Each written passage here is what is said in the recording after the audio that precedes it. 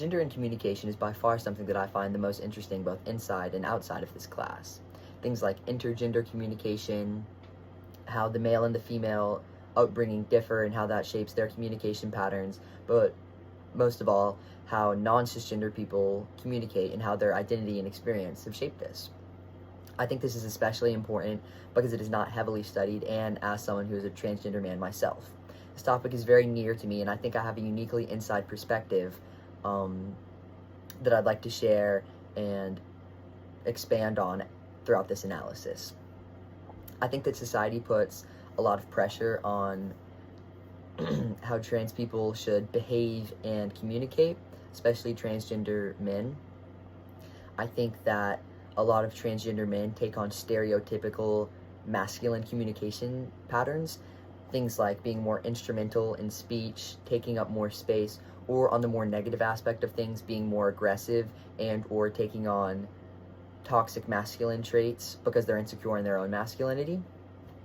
As stated previously, this is a very understudied topic. However, the National Health Institute ran a study on communication patterns between genderqueer and transgender people, and I think that it is very insightful. Something that they found was that transgender people put a large emphasis on the other side being a good, active listener, and I think this is because a lot of trans people feel very underrepresented and maybe invisible sometimes, and very much like the subject of prejudice in the way that cisgender people are not. They also found that trans people feel less comfortable making jokes or being humorous in certain situations and settings, and this is something that resonated with me strongly as someone who really feels the need to be reserved for fear of discrimination, because I'm not someone making an unfunny joke or a corny remark. I am a trans person making that unfunny or that corny remark, and I feel like anything that I say or do that is negative or bad reflects very poorly on the transgender community. And this isn't because I view myself as some type of like head or anything like that, like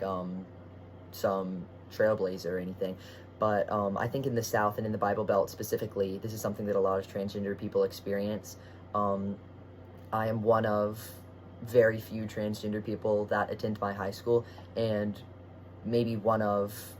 if not the only, transgender person that my peers communicate on a daily basis, and it puts a lot of pressure on you to act a certain way. And I think this highlights how isolating the trans experience is for a lot of people, and how society has really accustomed trans people to act and communicate and behave differently. I think that, a lot of people say, and society says, that the idea of being trans is wrong or unnatural, whereas it is not a choice, nor is it unnatural in any regard. And I think they really want you to be small and quiet and to kind of put yourself in a box. And that's why I think it is so important to be strong, powerful communicators in this day and age, and to take up space,